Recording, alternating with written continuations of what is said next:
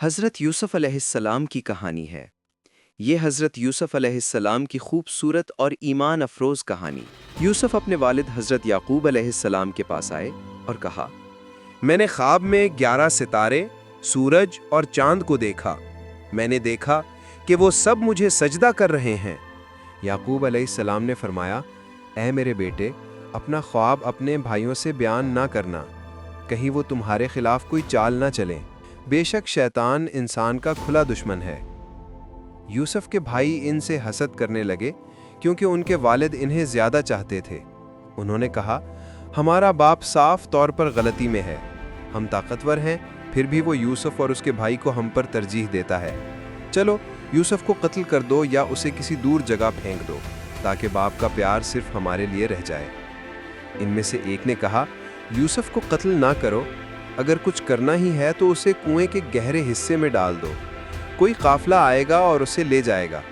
ایک دن بھائیوں نے کہا، اے ہمارے والد، آپ یوسف پر ہم پر اعتماد کیوں نہیں کرتے؟ ہم تو اس کے خیر خواہ ہیں، کل اسے ہمارے ساتھ بھیج دیں تاکہ وہ کھیل کود کرے، ہم اس کے محافظ ہیں۔ یعقوب علیہ السلام نے فرمایا، مجھے غم ہوگا اگر تم اسے لے جاؤ، اور مجھے ڈر ہے کہ کہیں بھیڑیا اسے نہ کھا جائے جبکہ تم غافل رہو۔ انہوں نے کہا، اگر بھیڑیا اسے کھا جائے جبکہ ہم موجود ہوں تو ہم تو ناکام لوگ ہوں گے۔ انہوں نے باپ کو راضی کر لیا۔ جب وہ یوسف کو لے گئے تو انہوں نے اسے کنویں کی گہرائی میں پھینک دیا۔ اللہ نے یوسف کو وحی کی، ایک دن تم انہیں ان کے اس عمل کے بارے میں ضرور بتاؤ گے اور وہ تمہیں پہچان نہیں پائیں گے۔ رات کے وقت وہ اپنے والد کے پاس روتے ہوئے واپس آئے۔ انہوں نے کہا، اے ہمارے والد، ہم دوڑنے میں مصروف تھے اور یوسف کو اپنے سامان کے پاس چھوڑ دیا تو بھیڑیا اسے کھا گیا، اور وہ جھوٹا خون لگا کر قمیض لائے۔ یعقوب علیہ السلام نے فرمایا، بلکہ تمہارے دلوں نے تمہارے لیے کوئی بات بنا لی ہے، صبر ہی بہتر ہے اور اللہ سے ہی مدد مانگی جاتی ہے اس پر جو تم بیان کرتے ہو۔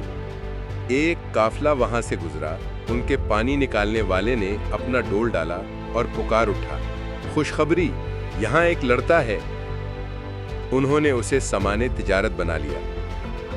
انہوں نے یوسف کو تھوڑی سی قیمت پر بیچ دیا، چند درہموں میں۔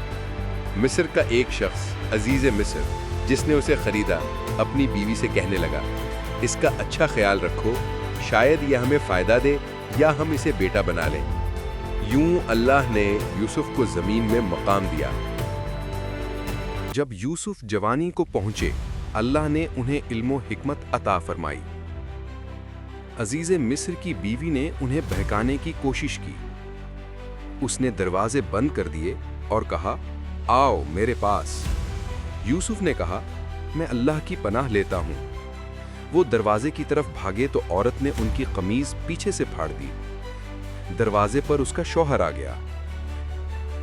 اس عورت نے کہا، جو شخص تمہاری بیوی کے ساتھ برا ارادہ کرے، اس کی سزا قید یا سخت عذاب کے سوا کیا ہو سکتی ہے؟